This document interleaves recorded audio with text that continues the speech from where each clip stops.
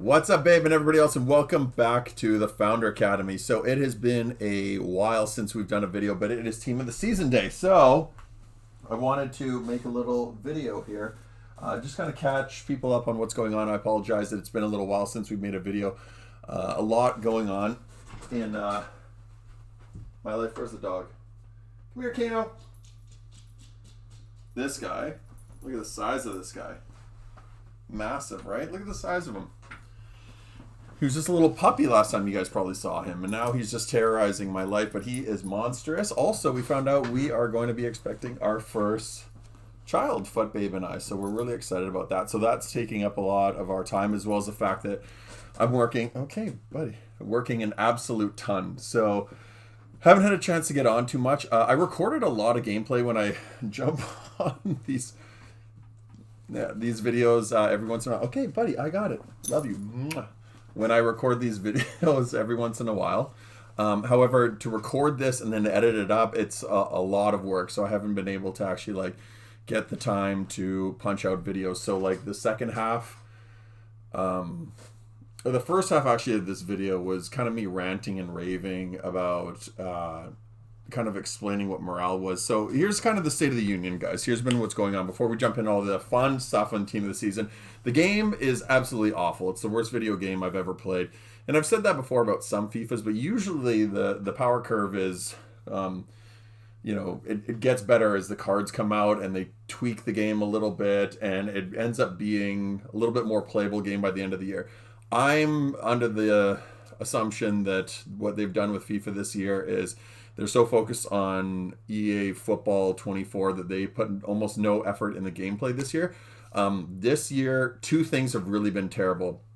Still, morale is a huge issue, and I've said this before, that even if EA Sports Football 24 ends up using the Frostbite engine, no matter how much they've rebuilt the game, if they use Frostbite again, this game is still fucked. It's still going to be a problem. It's going to suck.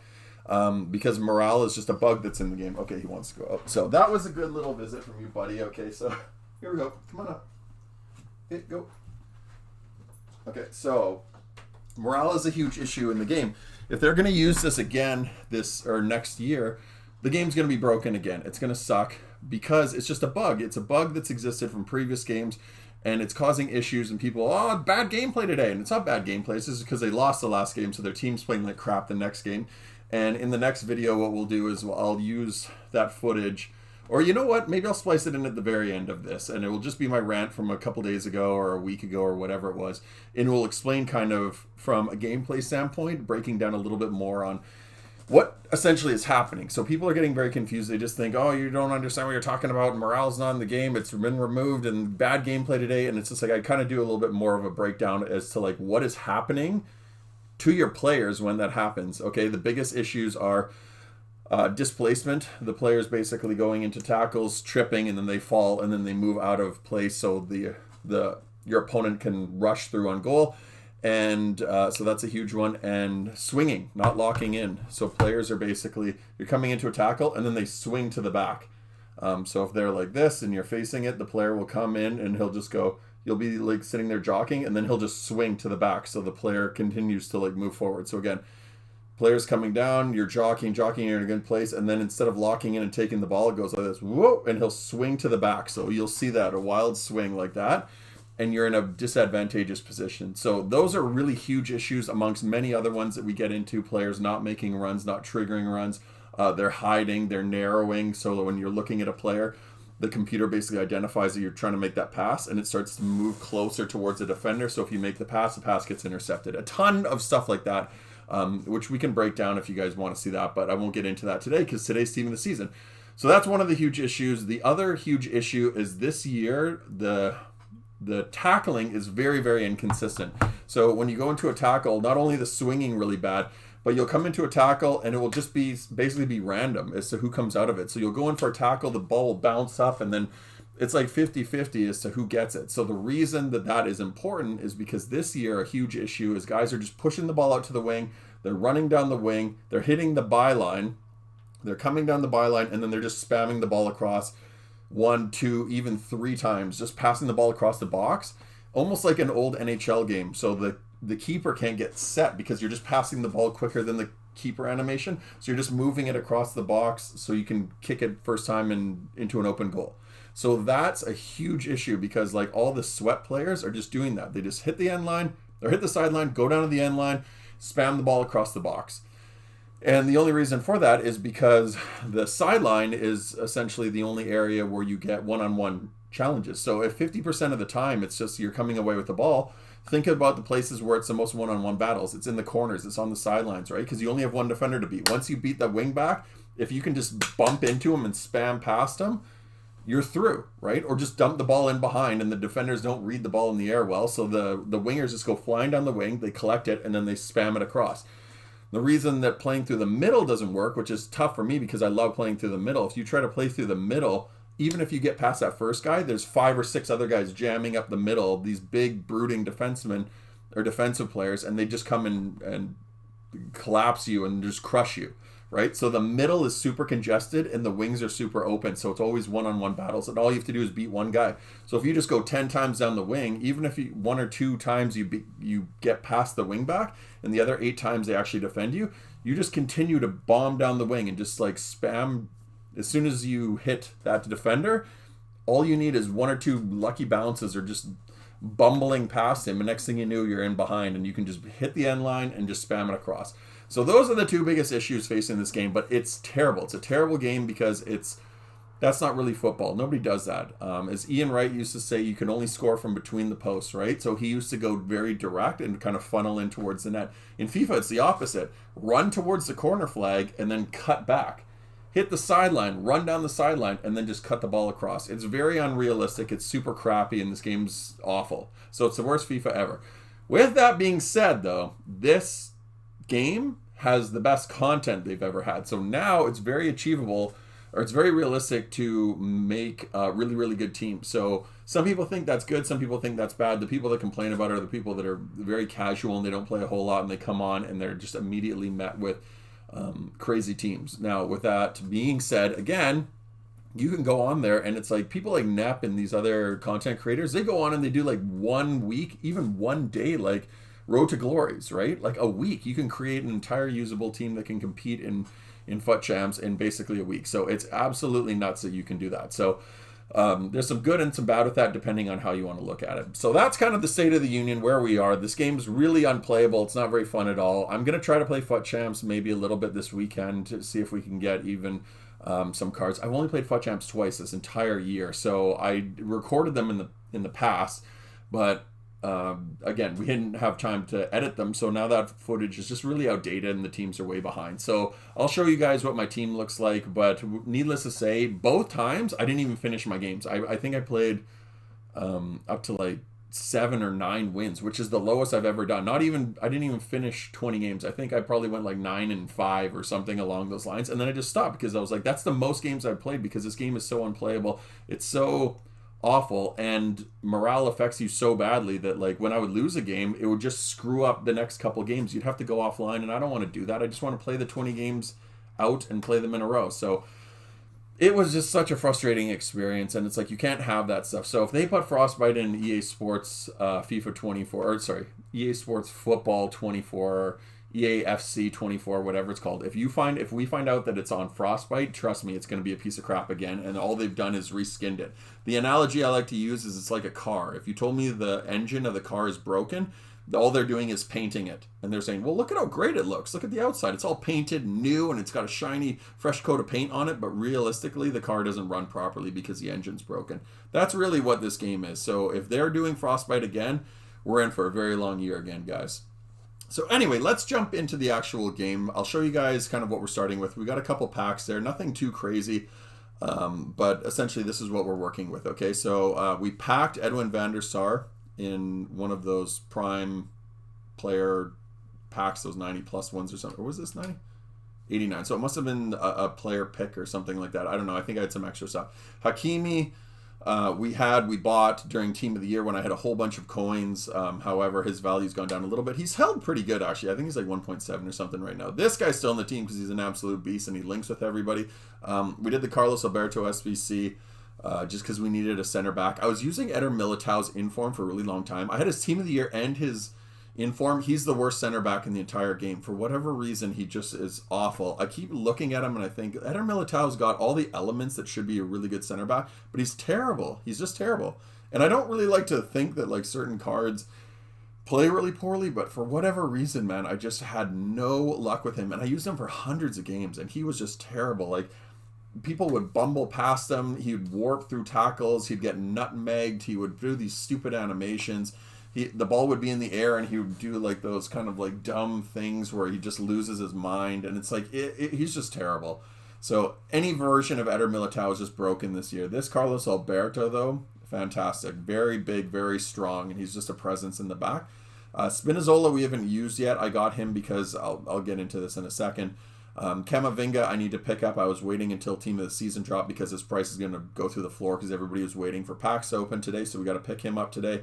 Messi, still the man. I got to convert him actually to a right mid for this new formation. Modric, still using him, like packed him during Team of the Year, and we're just continuing to use him. He is an awesome player. El Shaarawy, we ended up packing this during FUT birthday. He's okay. He's not the greatest card in the world, but he's fine. Pele we picked up. I ended up selling... Who did I sell? I sold a bunch of guys. Puskas was one of them. I really wanted that Puskas, that FUT birthday Puskas, but we sold a bunch of guys because I wanted to get Pele. We'll get into Pele in a second. He's great. And then we're still using Mbappe, his gold card, because he's Mbappe. So here's how the team looks in game, which I cannot show you because I guess I got to get Camavinga first. So that back line stays the same. Spinazzola I don't love as the left back. I'd really... Actually, you know what? Maybe we'll do this. Camavinga I'd really like to... or Spinazzola I'd really like to swap out for Alex Telles. But one of the things that I was going to complain about in one of my rants was I hate the new chemistry system. I didn't like the old one because I didn't like the links. The new one, I like the way they got rid of the links, but they screwed it up in the sense that these players are locked to these positions. So, like, I'll give you an example here. At Camavinga, I want to use as center mid, but he only has left back, which nobody wants to play him at left back, and CDM. So, from a formation standpoint, I can't use him. Modric is only a center mid, so the only formation that uses the center mid and CDM and still can fit in Lionel Messi is this 4-1-3-2 or whatever it was. So I don't really necessarily want to use this formation, but all these players are locked to like sometimes one position, right? So like Luka Modric is one. Another one was, I think it was international break. There was a team of the week. What's his face?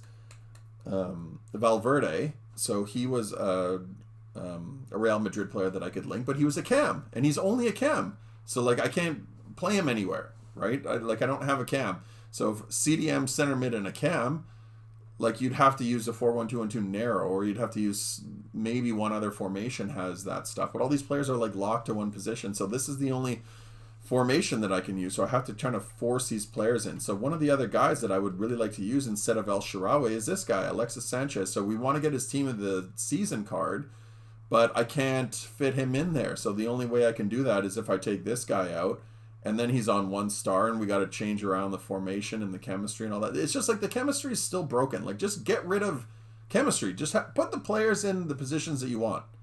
Like, there's no reason for chemistry. You don't even need it. It's irrelevant in Ultimate Team now. It's like, it's such an antiquated system.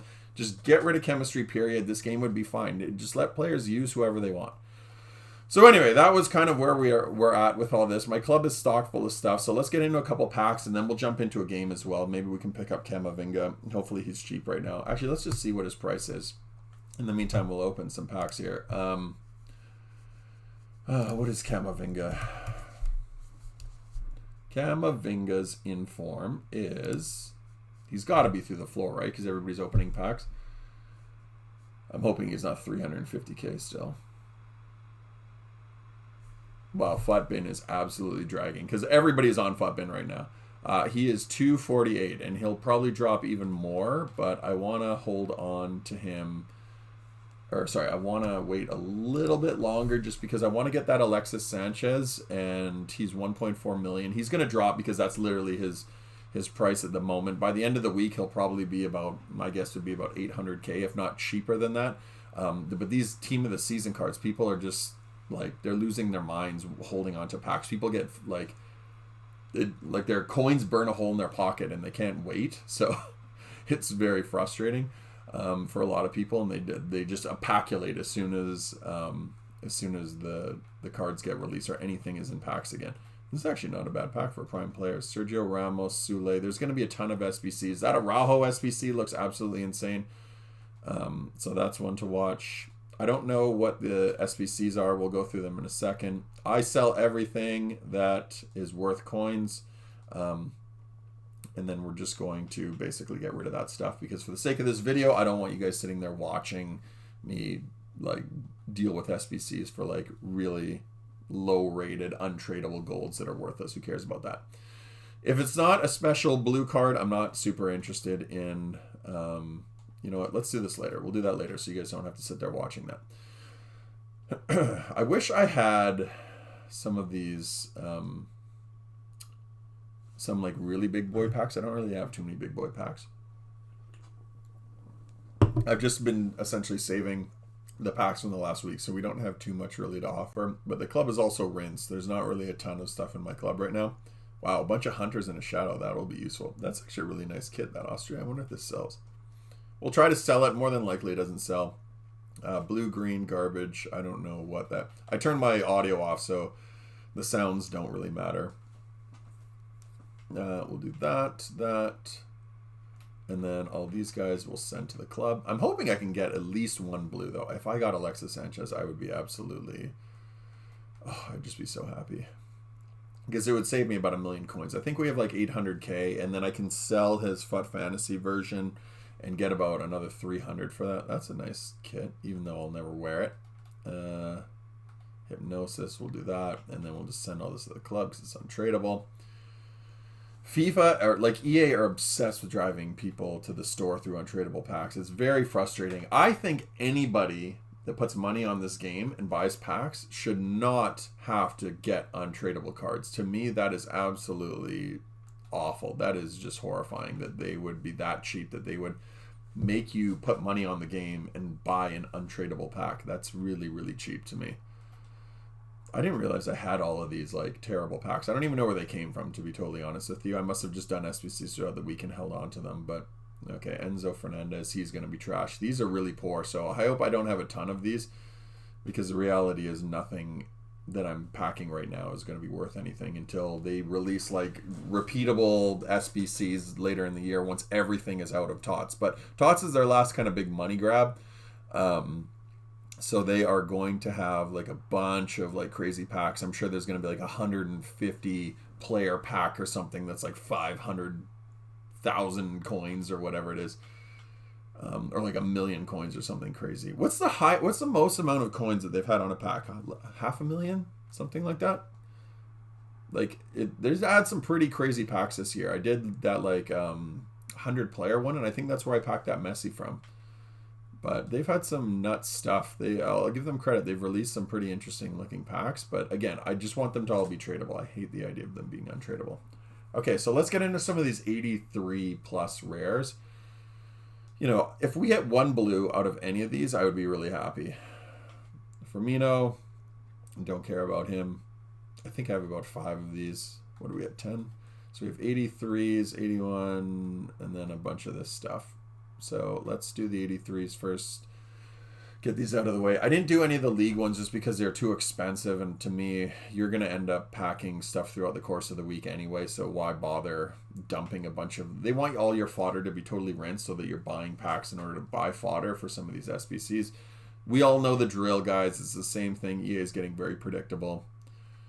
Next year will be really interesting to see what they do with this increasing pack, or the pack weight increases or whatever, is like the more packs you buy. I'm really interested to see how they do with that. I'm also interested to see if they're finally going to go down the subscription route, because this year, right, like people are just maxing out their team, if not already. Wow, we're getting a lot of 83s. They're maxing out their team already, and then they're just losing interest in the game because there's nowhere for them to go, right? You're just basically swapping out players for the sake of swapping out players.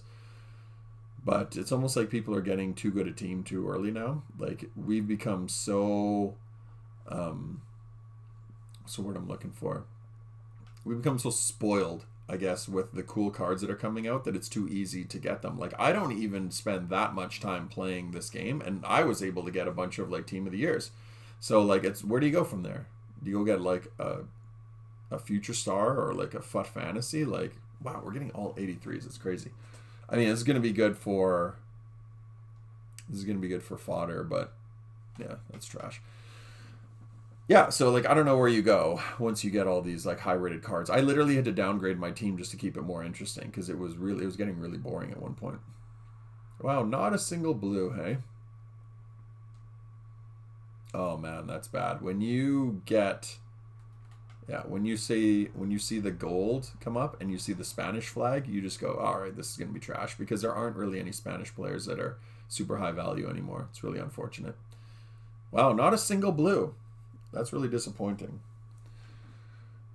A lot of golds, a lot of fodder. 585 plus. Oh, our first blue. I'm sure it's going to be an Eredivisie guy. Center back, Danilo. Actually, you know what? I'm not upset with that because Danilo's a card. Wow, 2, Morata. This is a card that I was actually kind of interested in. I don't love his pace split of 82 acceleration, 88 sprint speed. I think that's a little behind the curve now. You'd have to put a shadow on him. And even then, what are you at? 90 acceleration, 96 sprint speed? I mean, he's usable, but unless you have to put him in because you want Pogba in your team or Alexandro, like, is not really too much to do there. And then Morata, I'm never going to use. Oh, we got one of the honorable mentions. I don't know who this is. Eto'o. Where does this guy play? France? So we asked for one. We ended up getting, I'll call this half of one, 2.5. Wow, he's really fast, this guy. Where is center forward, right mid, right wing? Yeah, this looks like it'd be a really interesting little card to use. We'll use him probably offline. Like, I don't see myself using that card online. Gonna get rid of that. Gonna get rid of these. And then what can we do here? So that, and then we will leave those guys there. And we will do that later. So that is basically the pack opening that we're going to do. Nothing too insane. We don't have a ton for sale right now, just some trash. Let's see what Alexis Sanchez is at, if we can pick him up. I would even be willing to overpay, because at this point in FIFA, there's not really too much that I'm really that interested in. But I do have to get Camavinga. So Camavinga is what, 250? So I essentially need to get Alexis Sanchez for about 800k, or I'm going to have to sell something else. So let's see what he's going for. I'm guessing it's still 1 million something. 1.2, 1 million. So he's starting to drop. He's about 1 million. How am I going to do this, guys? So he's going to drop down to about 800k. So we got to sell. Let's sell his FUT Fantasy. Let's start with that. So we have to sell the FUT Fantasy. So unfortunately, this might prevent us from being able to use him today for this video. But we will find something. We'll make something work here. So 240, 250, 276, 286. Wow. So this was what I was predicting. He was about 279. People saw the price of him, and then they just go, oh, I'll just buy the FUT Fantasy version, because I think they thought he was going to be cheaper. So I held out, and I'm glad I held out. 320. So why don't we do like 315 for him? Unless there's something about this card that I'm not aware of. List on the market. Let's do 315. Because he's just going to drop. So we'll do 315. He'll sell 315. Okay, so let's do that. And then we will go pick up Camavinga, because we need Camavinga, and then we'll jump into a game. So, Vinga. Excuse me. 250. Okay, so he's about 240, which is a little bit more than I wanted to pay. 230? Okay, he's under 230. 225. Let's see if we can snipe one.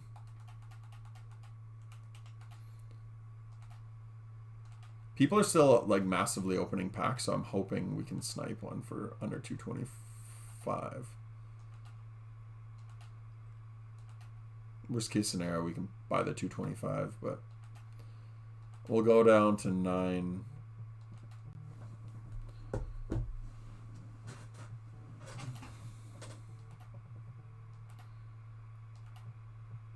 Getting a phone call from Rogers. Hate dealing with Rogers. Man, nobody's listing this.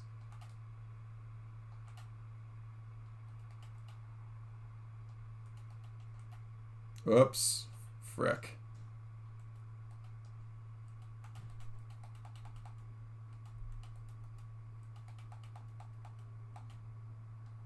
$239. 230.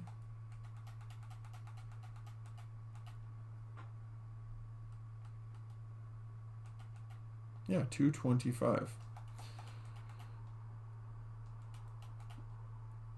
There's got to be something that comes up. Somebody will post one here. So 220. So it'll be about 600, and then the 300 will be at 900. So we'll be able to get both. 225. We'll just buy this. Oh, all right. Oh, there you go. Alexis Sanchez sold. So he's 1.1 now. 225. Let's do that. No, okay. I just want a fresh one, which is why I'm a little bit slow with this. 224. There we go. So I'm going to assume this one's fresh. Worst case scenario, we can always list it again. There you go, fresh. Okay, so now we got Camavinga. Let's jump into a game with Camavinga. Now, the thing to keep in mind here is Camavinga is going to be poor in the first game, so don't judge him on this. And the reason he's going to be poor is because he is still on 80 morale. He defaults to 80 morale, so we have to get a couple games in him before he's going to be usable, or he's going to play to his full potential. What number is Camavinga to? I want to actually make sure that we get the right numbers, because I'm a real stickler for numbers. So Camavinga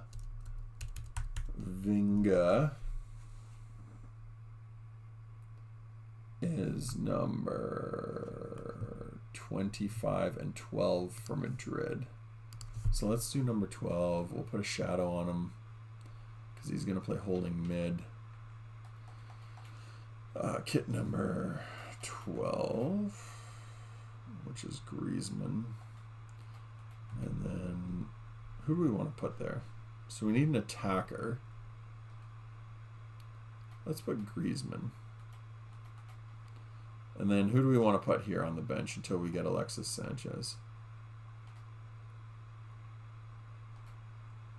Mane. Now you guys are actually seeing what's in the club.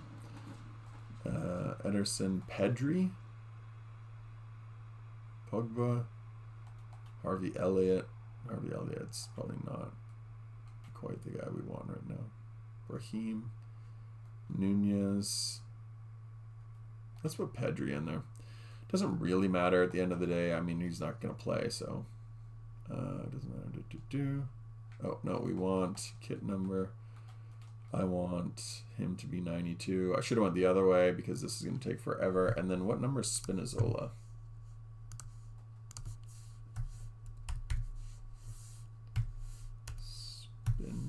Whoops, I went all the way past it.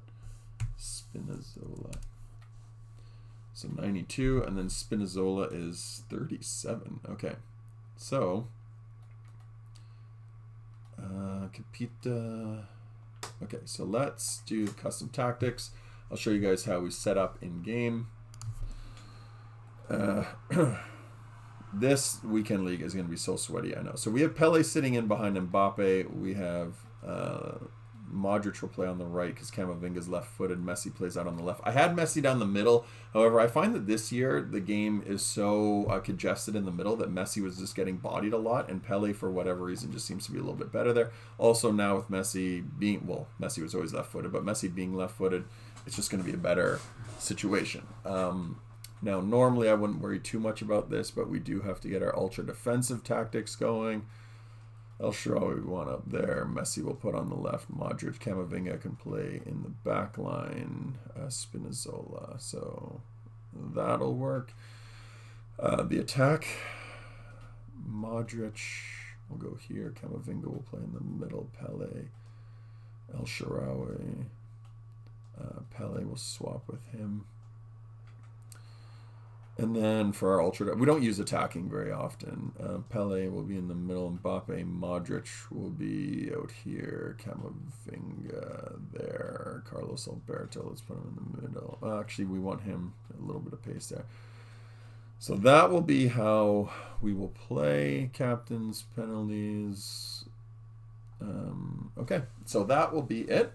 So let's jump into a game, guys. Let's see how these guys play. I'm interested to use Camavinga. I just thought he was going to be a really cool card. But I do want to get Alexis Sanchez, man. What am I doing? Squad battles. We don't want to play squad battles. This is going to kick me out. For whatever reason, this is like a bug. As soon as... Oh, you can't play FUT Champs yet. They delayed it. Okay, well, let's just go into division rivals then. Let's just see how these guys play. What was I saying?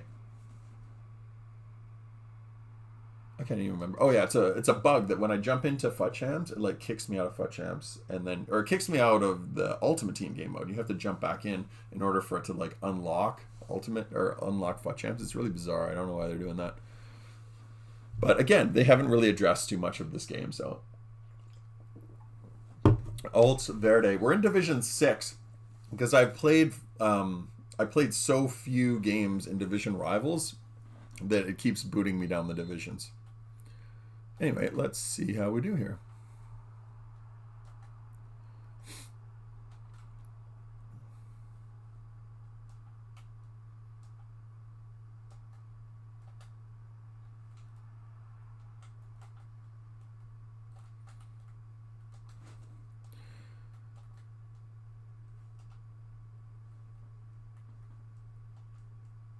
And 1-0. Okay, so as you guys can see, the middle of the field very congested, right? So that's why people always go out to the wings, like this guy. And he's just going to try to spam down the wing.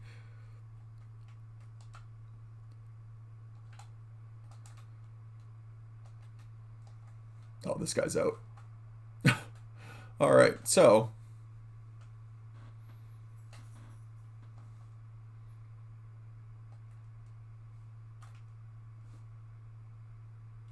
Look at Messi, absolute burner.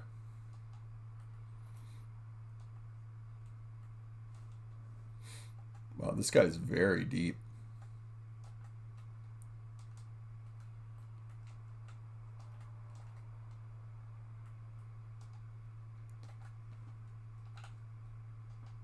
Oh, I shouldn't have gone that way. Whoa.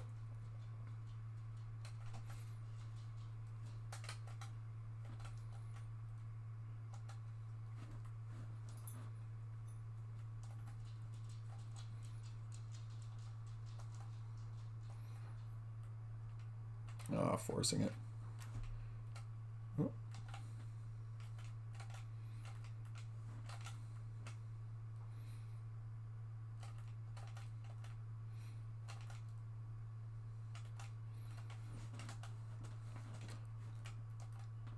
Oh, now he's out of position. He's panicking. El Shaarawy is away. Scoop. 2-0. Oh, no! I called that too early. Ah, it serves me right for talking shit. There you go. So this guy's gone. So let's jump into another game because that guy was not having that. So far, so good, I guess, from Camavinga. I don't know. I mean, he just sat back and kind of soaked up pressure, this guy, so he didn't even get a chance to attack. But you knew that as soon as he hit pause, he was gone. $8.98. Okay, so we have all those coins to get Alexis Sanchez. I don't want to speak too early and say that there's no other cards that I want to get, because there are going to be other cards that I want to get. But right now, Alexis Sanchez is the only guy that I want, really. He might have to replace Pele, just because I don't see any way that we're going to be able to fit them both, unless Pele becomes the striker and Alexis Sanchez plays in behind him, which is possible. I don't know. Maybe we can do that. We can consider that. What do you guys think? What would you do here? Because the reality is Alexis Sanchez is only a center forward and a striker, right? So you can't play him in too many positions. I can't play him out left, and there's no left mid. Like, I just can't make... If you guys can figure out a way to make this work, please be my guest. But I feel like I've exhausted all possibilities, right? You guys have seen the team. You let me know. What do we got here? I don't know who this guy is. He's got Pogba and Kaká. I can see that. Oh, took out my Mbappe there. Be nice, man.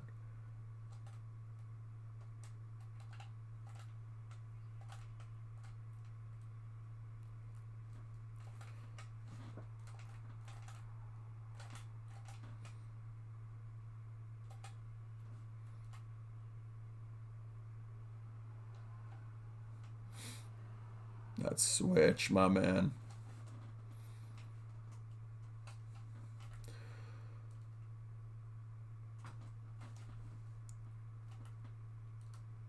Whoop.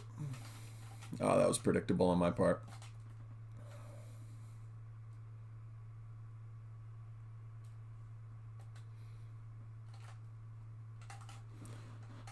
See what I mean? These guys literally just all run down the wing. Like, they're not good. They just run down the wing.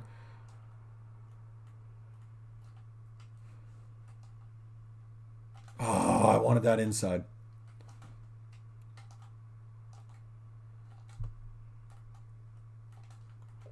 Oh, that's bad for me. Does this guy have Ronaldo?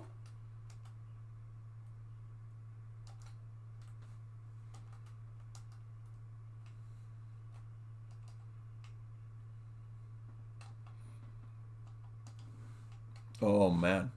Good track back from Pogba.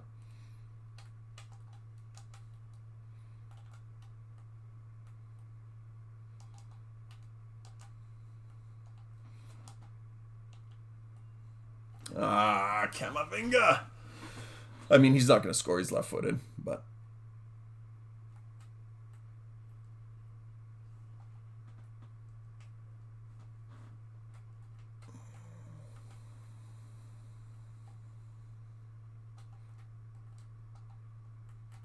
Ah, that's poor, honestly.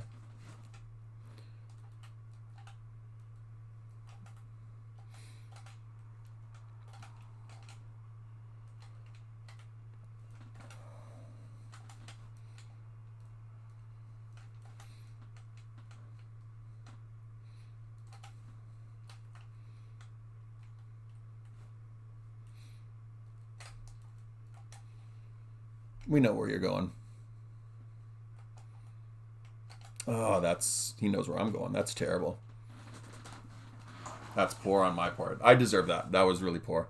I'm rushing it, so this guy's trying to read where I'm passing, so I'm rushing the ball, and I'm just playing right into him. Wow, this guy's got a really spammy team.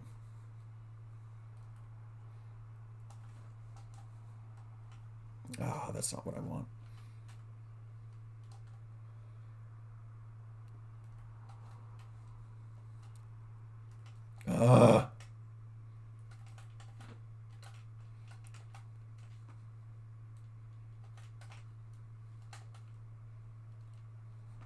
Yep, know where you're going.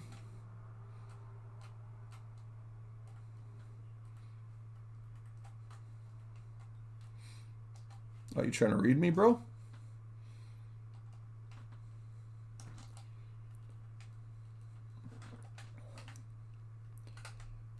Oh, I know where you're going, bro. I know where you're going.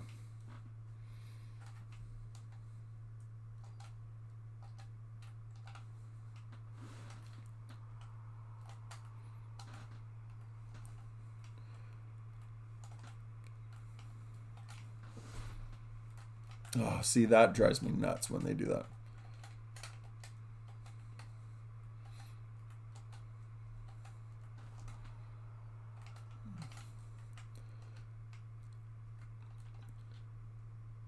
Oh, man. Finish that.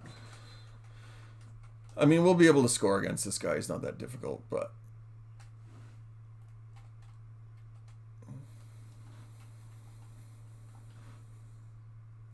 like, that type of stuff is going to be very, very annoying because, like, he gets one chance and we're creating a lot more opportunities than him.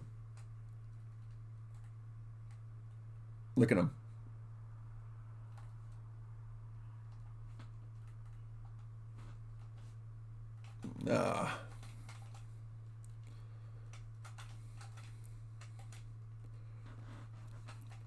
See, that drives me nuts.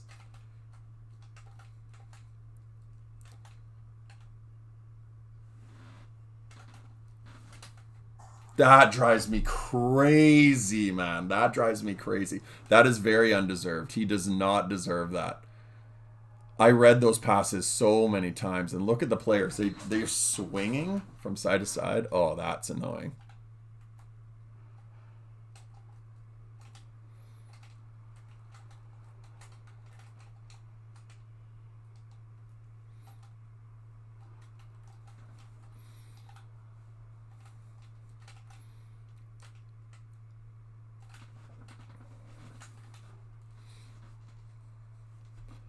See, he's getting away with murder. He shouldn't be getting away with these passes.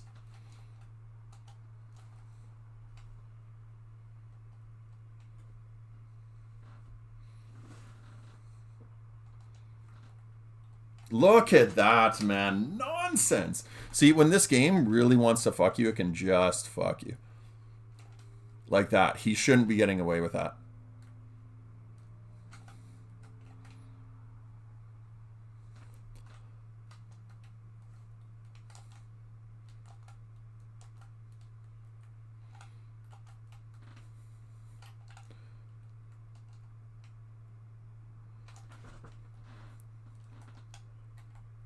Oh, that was good keeper movement actually on his part.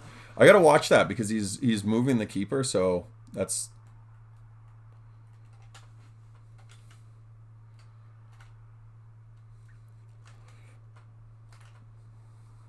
he's gonna cut back, so... oh, that's annoying, man.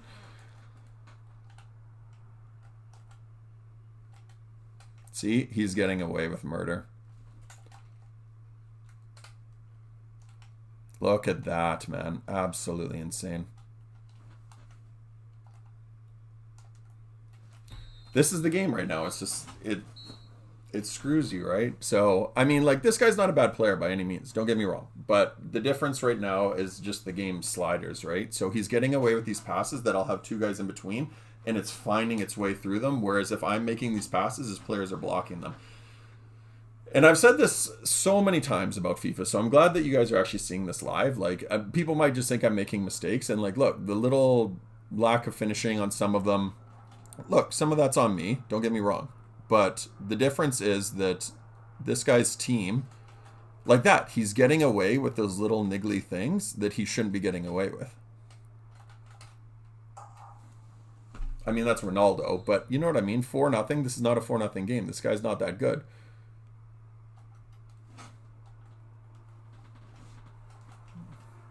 Whereas my team is now just falling apart. That's right. So his player goes, just beasts through.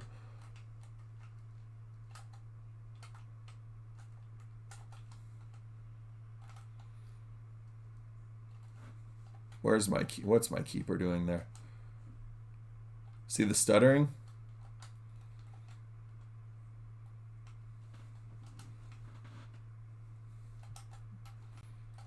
Look at that. Look at that, man, in the block.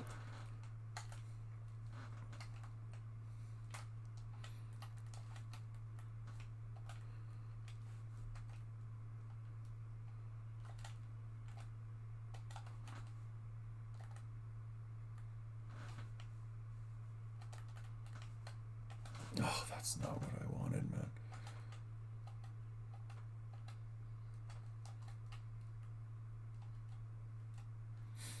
So I've said this so many times about this game, right? Like it is.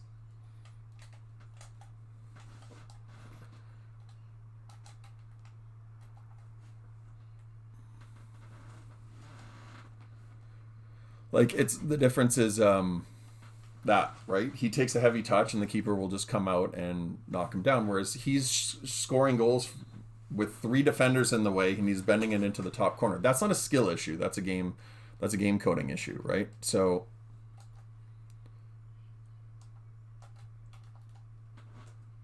I wanted that to Mbappe. So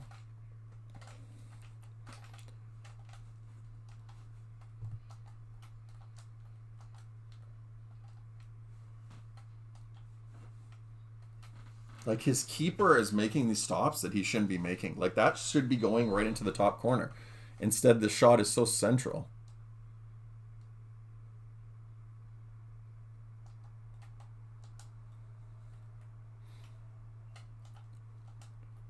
What is going on? Oh my god, this is just the game, right? So he's going to end up scoring again.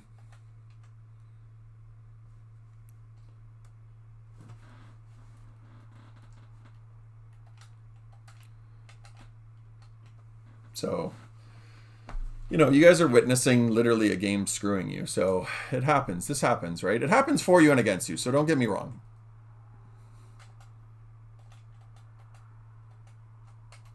It happens for you and against you. There's a ton of games where this has happened for me, but this is what's wrong with this FIFA. It's not a skill, right? It doesn't take skill to win this game. It requires luck because you just have to have the sliders going in your favor. Like that. Like, look at that, man. And then Modric goes flying up.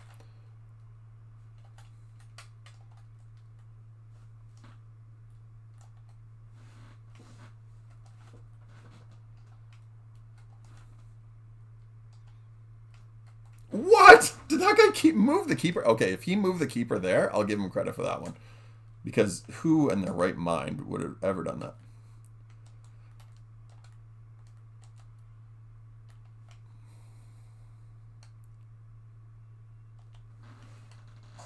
So there, he's moving his keeper a lot, but like the keeper movement shouldn't be actually creating that many problems.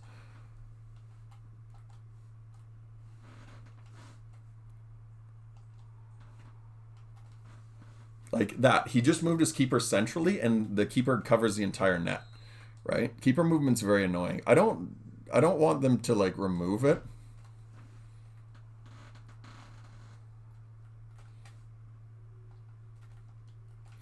I don't think that they should remove it out of the game. I just think that it's too powerful.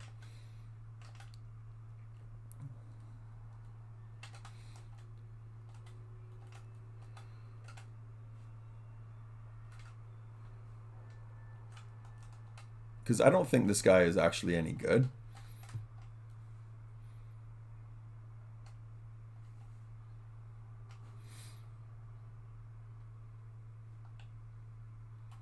Like, what is going on? They're just sliding all over the place. This game is absolutely crazy.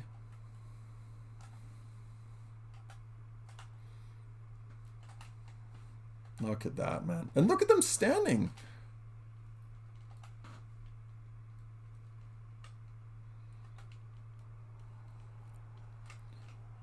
Look at that. Oh, this game is so fucking frustrating sometimes.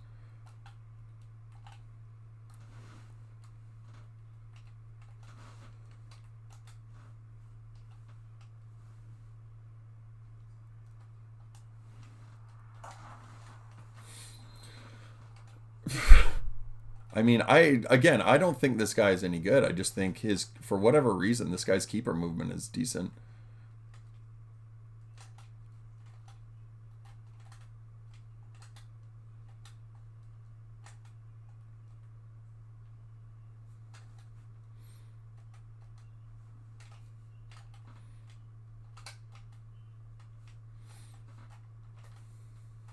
Like, they are just doing the dumbest stuff, man.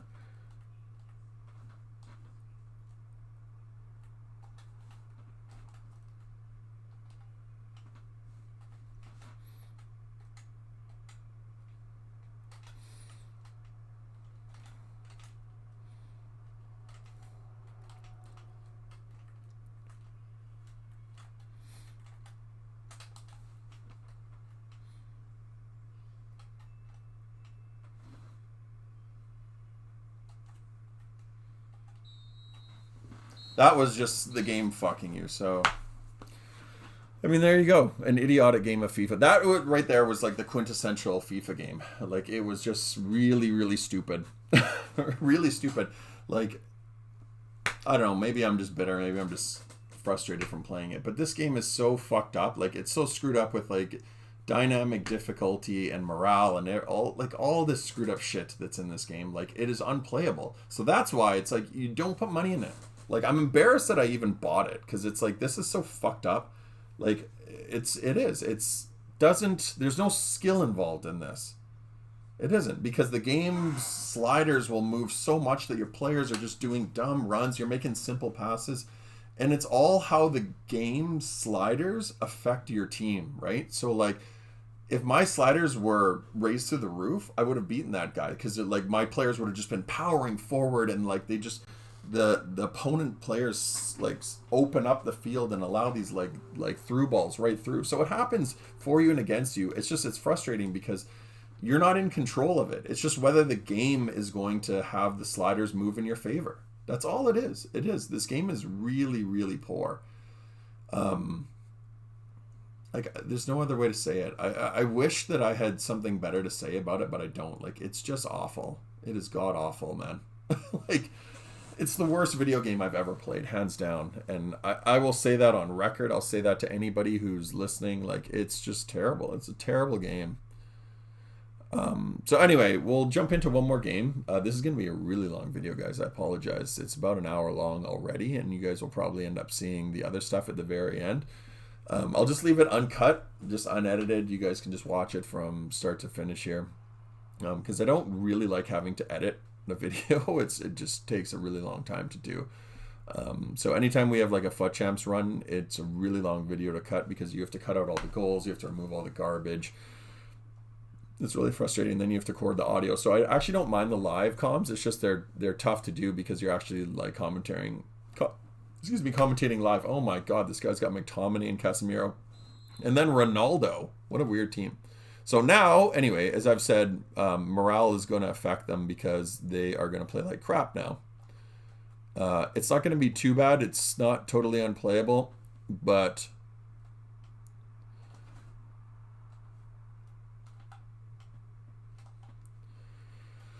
they are going to do some slightly dumber things. They're going to be hiding a little bit more. They're going to be sliding. They're going to indirect run. You guys will see them.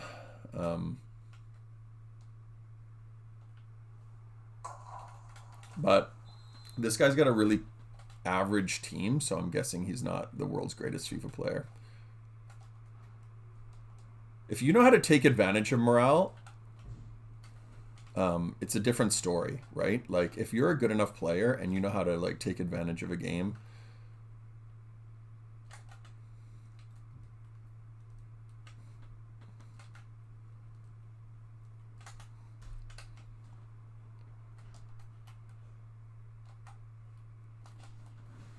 see, like that. I just want a simple back pass instead of bounces off of him. Ooh.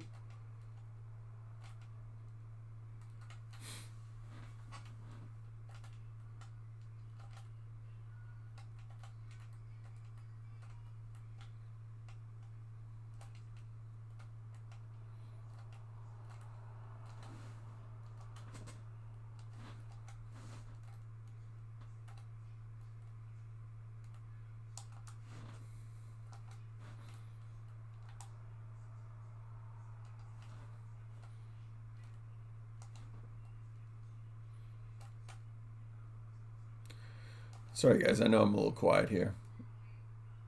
This guy's just very aggressive. So we have to be very careful, because what I'm doing right now is essentially just trying to keep the ball away from him, because if I go into any 50-50 or any physical challenges, my players will displace, which means that they will bump in and then they'll stumble out of the way. So you essentially have to just keep the ball away from your opponent. Because like this type of stuff worries me, because anytime you get into a physical challenge after you've lost a game and your team's getting moraled, their physicals fall through the floor. So that's why I'm just being very patient and just keeping the ball. See the way my players are hiding? See, you see the way Mbappe, as soon as he got tackled there, he displaced. He moves backwards. Like he falls and he stumbles. He moves out of place.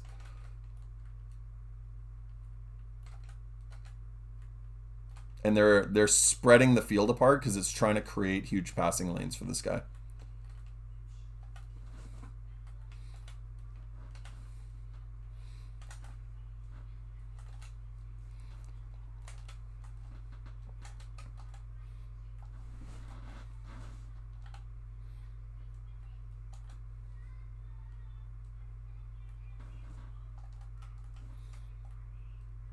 See that heavy touch?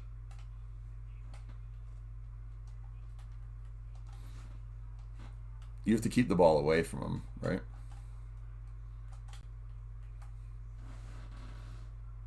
Oh, see, that's another pass right there. That should have went inside. Instead, it forced the ball to the wrong player there. I had to run on.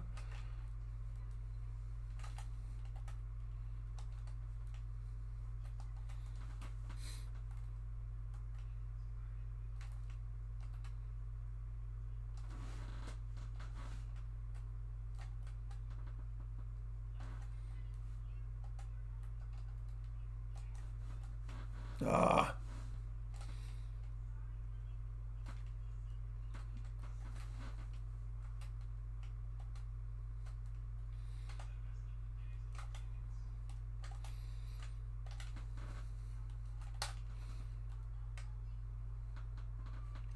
Nope. Ah.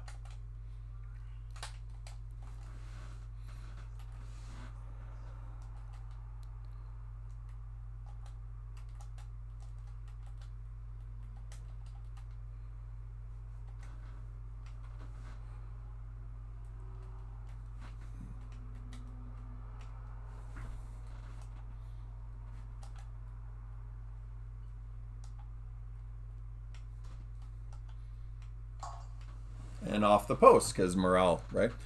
That will happen a lot when you're getting morale. Your players will hit the post. They'll shoot very central and they'll hit the post. You'll hit a ton of posts.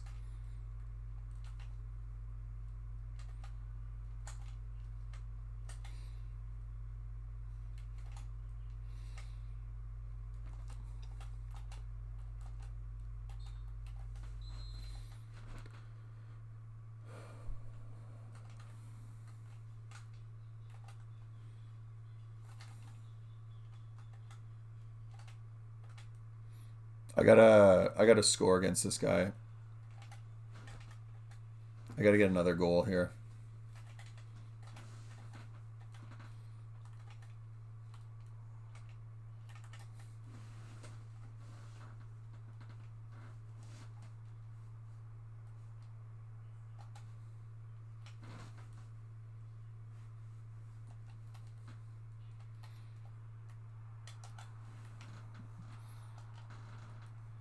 Ah, that's stupid. I should have ran that in. That's my fault. I should have ran that in. Normally, I'm used to Pele hammering those. But like I said, because he's getting morale, his shots are going to be more central. So I need to...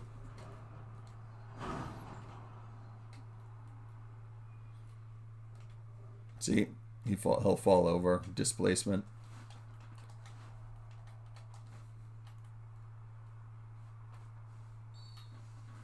I mean, that's dumb on his part because I actually screwed that up. But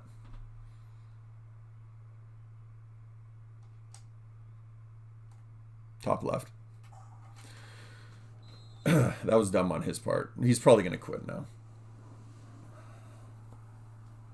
So anyway, so you guys can see like morale slowly starts to affect your players. Like they'll do dumb stuff. Like they're right now defensively, it feels like they're standing around and they're slowly just kind of jockeying themselves into a worse position. So I'm having to change players really quickly and pull players back into being more aggressive. Right now they're just standing there. It's almost like having pylons all over the field.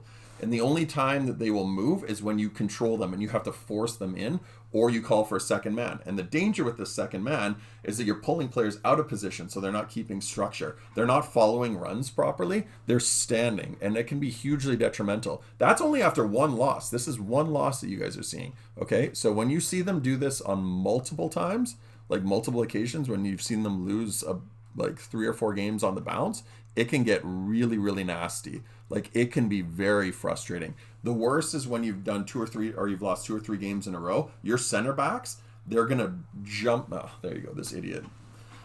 So your center backs are going to jump up. They're not only going to not attack, they're going to jump up. So as soon as the guy starts running forward, your players literally just kind of move up and out of the way. So it just opens up passing lanes and opens up those long, annoying through balls the guys just hit, and their Mbappes go flying through, and your players are doing this. And they're doing that indirect run because they want the player to be behind, and he's just barely unable to catch up, and he's lost all his physical, so he's not able to power those guys off. So his Mbappe just goes flying in and just smashes a shot from distance. So anyway, guys, that's 3 games. That's probably enough for you guys to see for the course of this video. Yeah, all this is really showing is how broken this game is, right? Like, it's been like this for years. It's been absolutely unplayable for years and years and years. It's gotten worse and worse and worse.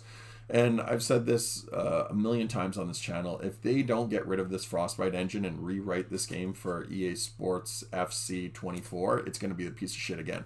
It's a piece of shit now, and as long as they play on this engine, it's going to be awful. So I hope that they change this over, because right now it is just an unplayable piece of crap. So that's going to be the end of the video, guys. I appreciate you sticking with me to the very end. Until next time, take care. Peace. What's up, babe, and everybody else, and welcome back to the Founder Academy. I am Mark, the FUT Founder, and this is something a little bit different than we've done in the past. As you guys can see on the screen here, we've got a very makeshift kind of soccer field with some players on it. And what I wanted to do before we jump into gameplay, because we've got a lot of gameplay, a lot to catch up on here, is kind of describe what essentially was going on. So my frustration with FIFA has really kind of climaxed in the last little bit. So I apologize, I haven't really been on the channel. I feel like I apologize every video, but I kind of been playing oddly here and there, just kind of small little bits and bobs. I've been doing some of these FUT Ballers objectives and stuff like that. But I also went in a weekend league this past weekend, the weekend before, whatever it was. And I didn't even finish the 20 games. I was so frustrated with this game, which you guys will see in a second. I did like a divisions run. I did the FUT Champs qualifying, and it was just, this game is such a fucked up mess. Like, it's so screwed up, man. I'm more irritated with it than I've ever been. And I was frustrated to the point that I had to make a video explaining kind of what is going on. Because people get very confused with this, and I've been on like streams and I've been watching people, and like their misunderstanding of what is going on with the game gets me really irritated. And if I even try to explain it to a Twitch chat, you guys probably already know Twitch is like one of the most toxic environments in the world. So if you say anything, people just jump down your throat, because all these keyboard warriors hiding behind their screens, they'll just rip you apart. So I don't even tell people that I ever worked at EA. I don't say any of that stuff, because people will just be like, you're a liar and blah, blah, blah, blah, blah, and you're full of whatever.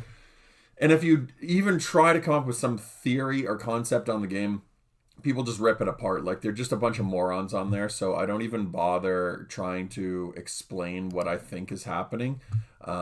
I really just get frustrated with the game in itself.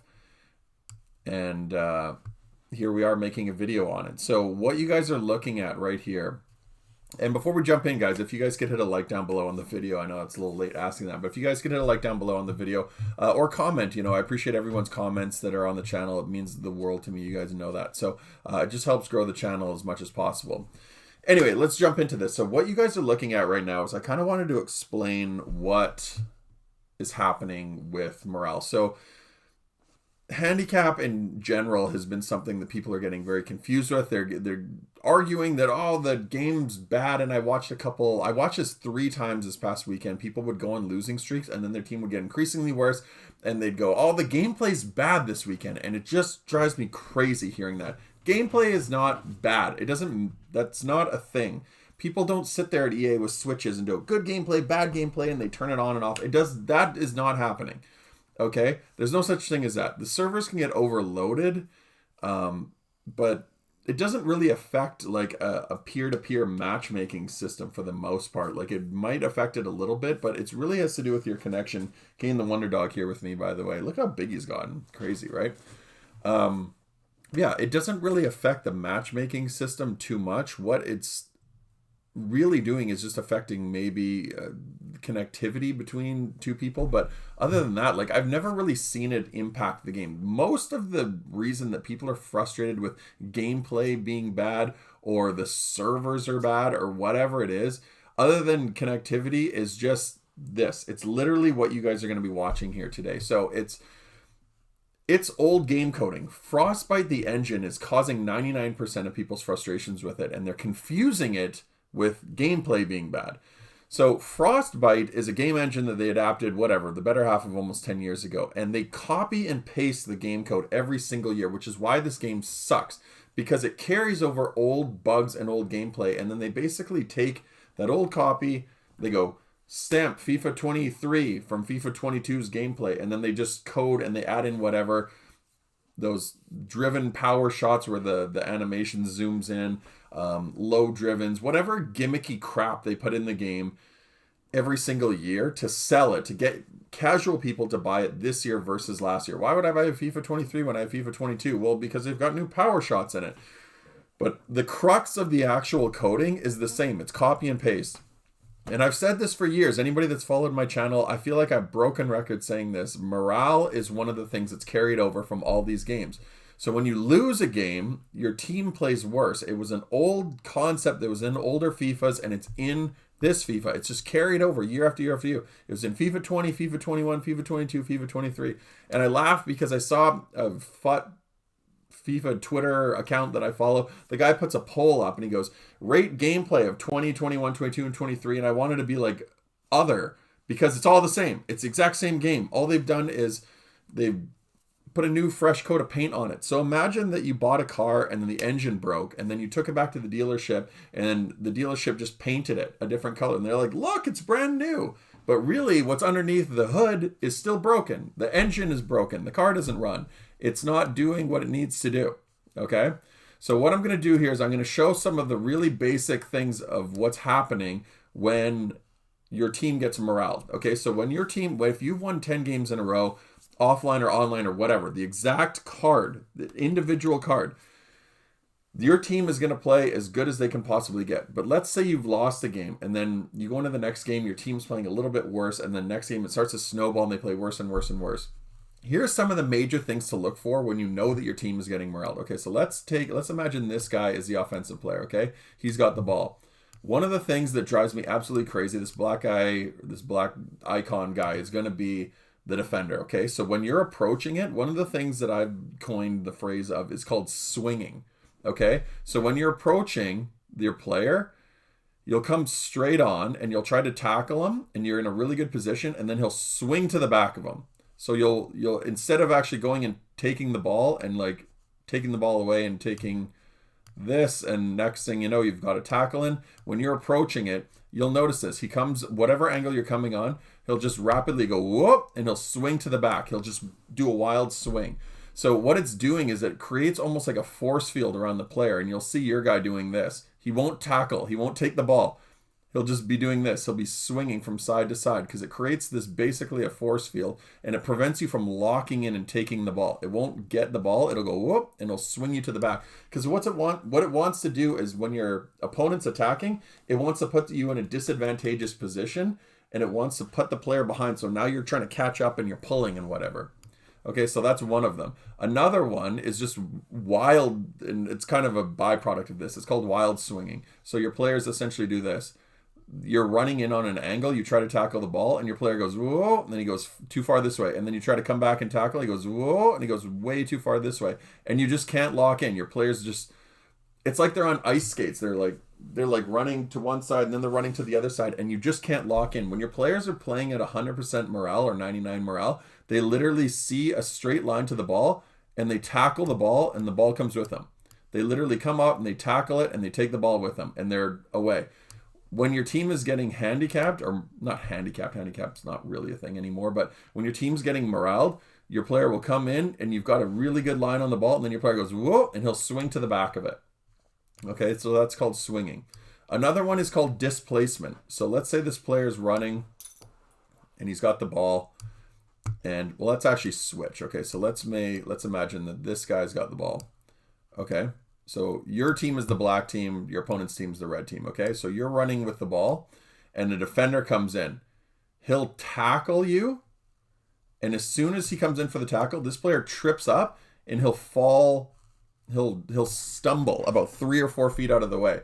So when you're running with the ball, this player comes, tackles you, takes the ball, and your player will stumble and kind of fall. And what he'll do is he'll get locked in an animation where he kind of stumbles and he'll go 3 or 4 feet out of the way and he'll go into a disadvantageous position.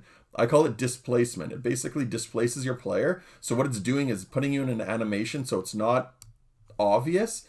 It's obvious if you know what you're looking for, but it makes you think, oh, my player just got tackled, but he'll stumble and he'll kind of fall over. Next thing you know, this guy's got 3 or 4 steps on it and he's away with the ball and he's counterattacking you. Okay, another version of that is ragdolling. So you've got the ball at your feet here. The opponent comes in.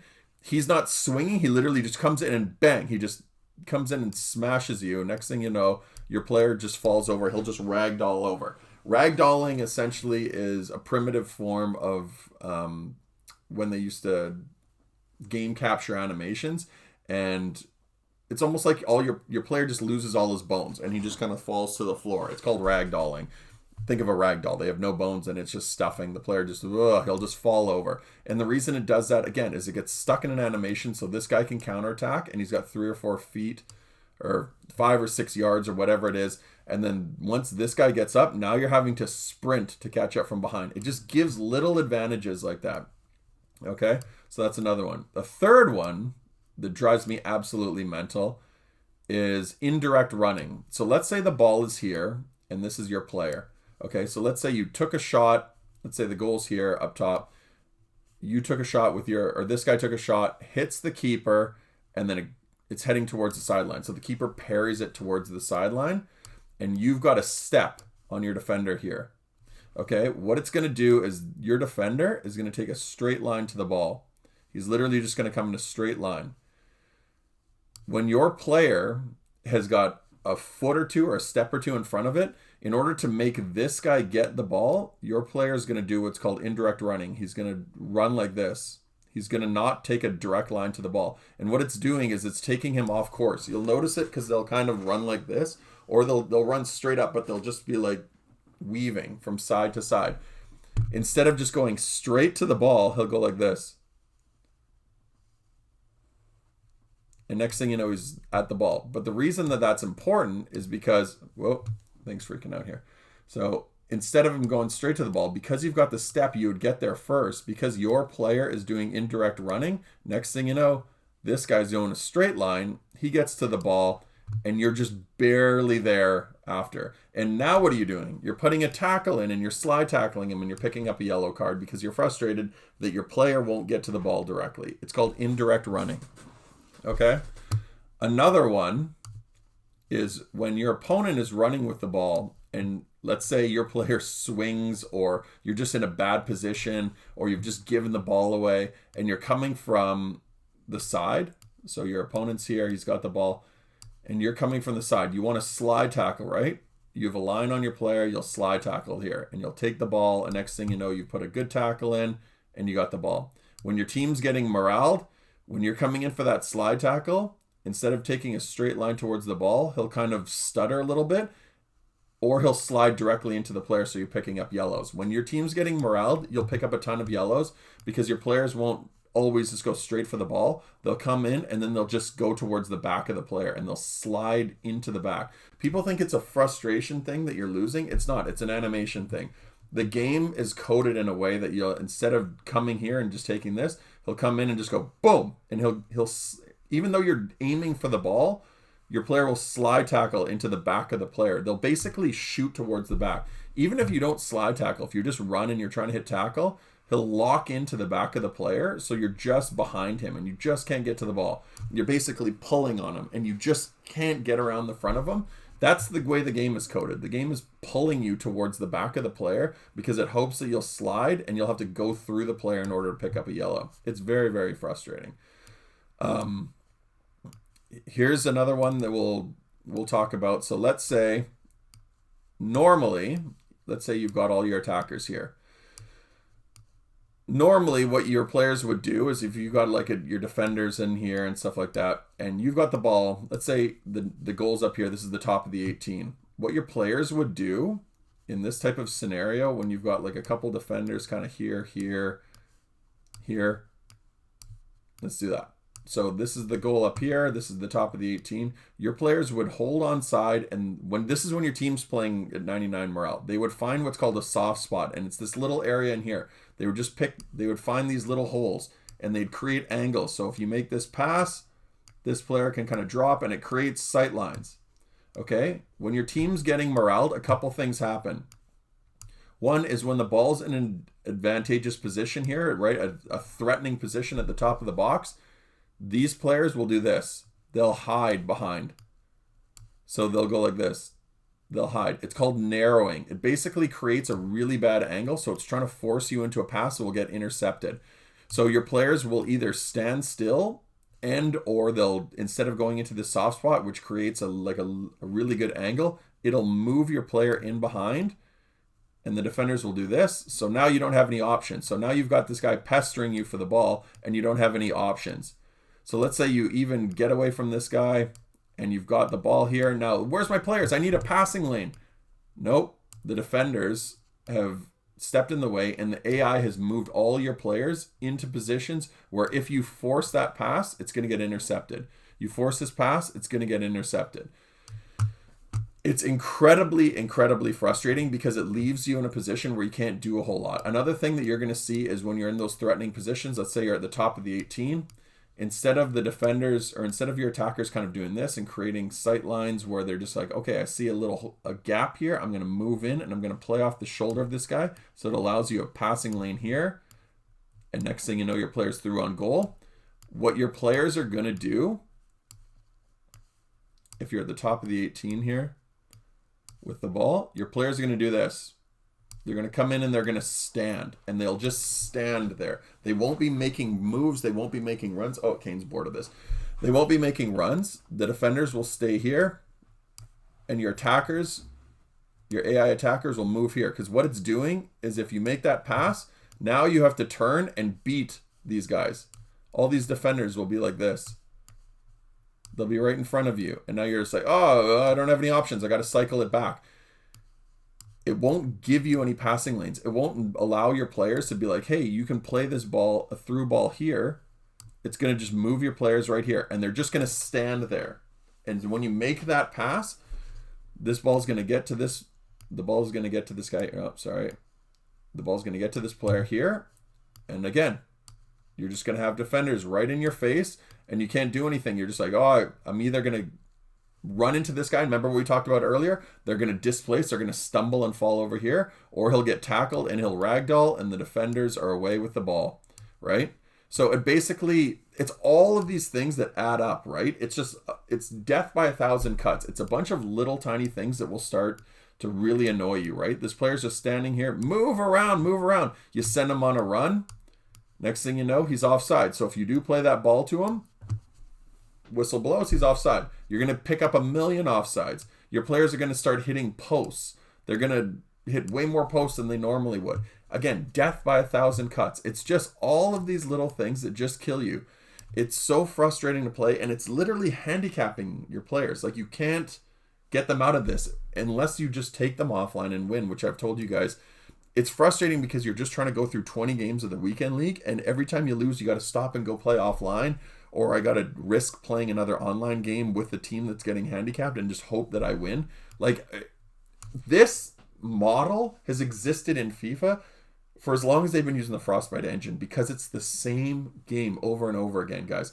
And this is what's happening to people that are playing on streams that you see when they lose a game, and then the next thing you know, they lose 3 or 4, and they're like, what's going on, guys? What's happening? Why are the servers bad all of a sudden? I was fine, and I was 5-0 in FUT Champs, and now I'm 5-4. You're 5-4 because this is happening, because you're losing and your team is playing worse and worse and worse. And the more losses you pick up, the worse it gets. You make this pass in here, this guy comes and just tackles him, your player displaces and ragdolls. Next thing you know, these guys are all moved up forward and you've got counterattacks. And now these guys are all struggling to get back and you've got 3-on-0s, 3-on-1s. Like, honestly, guys, it's very, very obvious what's happening. It's just people don't know what to look for. And I don't blame people for that. Not everybody's a nerd like me and played FIFA for, 15 years. But this is basically what's happening. So if you're ever confused by what's going on in the game, this is literally what's happening. It's all of these little things that will go on. The shooting will be more central. You won't pick out corners. They'll underhit shots, right? Like, let's say that this is the defensive line. You've got the ball here at the top. This guy's actually in a good position. You manage to pull guys out of position. The defenders are kind of doing this. When you pass to this guy, he's just his acceleration he won't turn and cut really quickly. He'll turn and he'll do an extra animation then he'll get going. He'll kind of stutter a little bit. He'll stutter and then he'll start to go with the ball. Okay, now I've got the ball in this position. He stutters before he accelerates. And what does that do? It gives these guys, this guy's got the ball. It gives your opponent 2 or 3 seconds more to get in front of it. It's just slowing your team down so you can't attack on the break.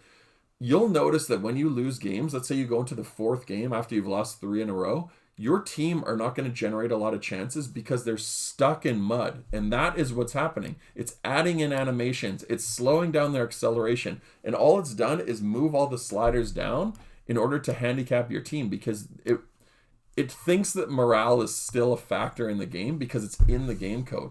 They didn't remove it properly. So the way the players are reacting to losses is like as if their players they're sad and they're depressed and they're not playing to their full potential, because it's literally just the old game code that's just stuck in there using the concept of morale.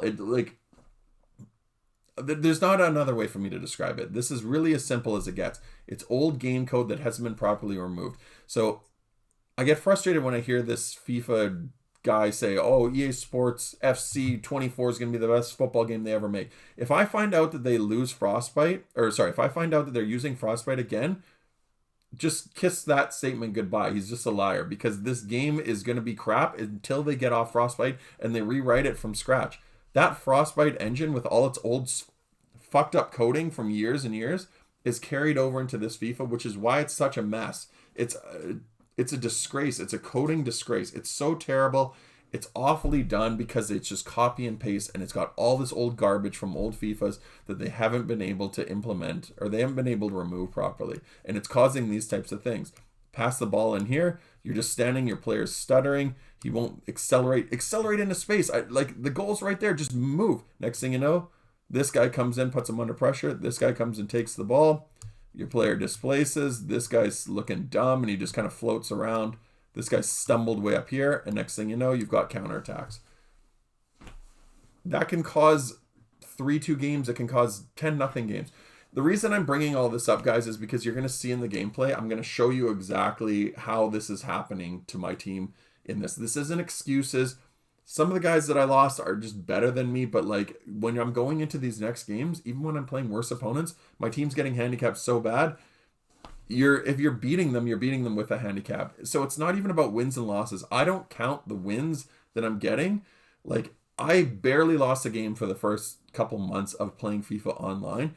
And to me, it didn't even matter, because to me, it had nothing to do with my ability. I'm not actually beating opponents. It's whoever's team is getting the advantage, right? So if I've won a bunch of games and my opponent's lost a bunch of games, it's the game code that's beating him. It's not me, right? It's just all I have to do is go through the motions, right? I can still lose it. I can still lose the game, but at the same time, it's up to me to do that.